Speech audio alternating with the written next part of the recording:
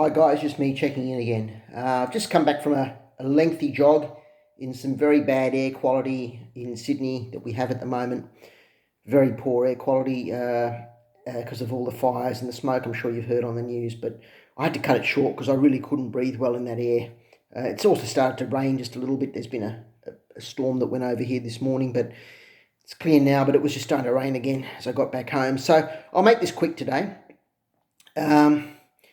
I've been called all sorts of terms by a certain community: manlet, frame cell, bald cell, old cell, age cell. Uh, I've been called all these things: ethnic cell.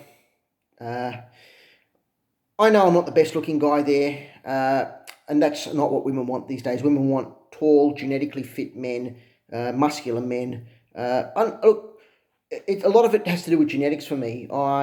Both my parents, my father's short, bald, and skinny like me.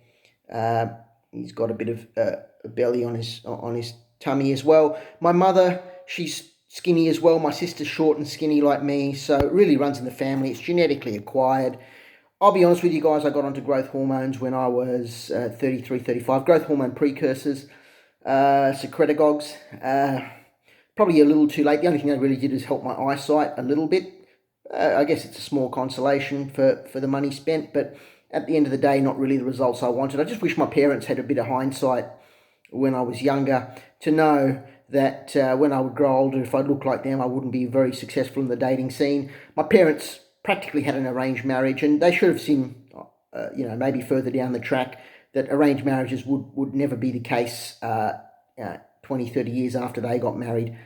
And it certainly isn't the case today, and that's why I struggle in this deregulated sexual marketplace where women demand the top tier men and a lot of men go with little to nothing.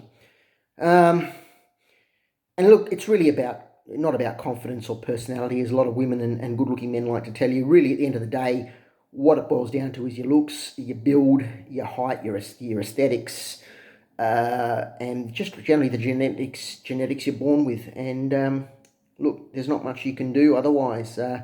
You just have to plug along and try harder. Look, I'm not an unconfident guy. I'm a very confident guy. I've approached thousands and thousands of women.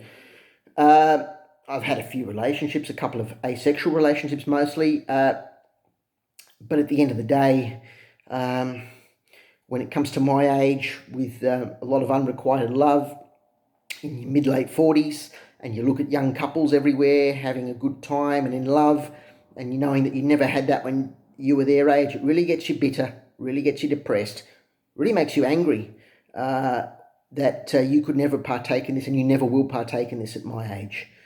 I'll check in again shortly, in a few days maybe. Thanks for listening again. Bye-bye.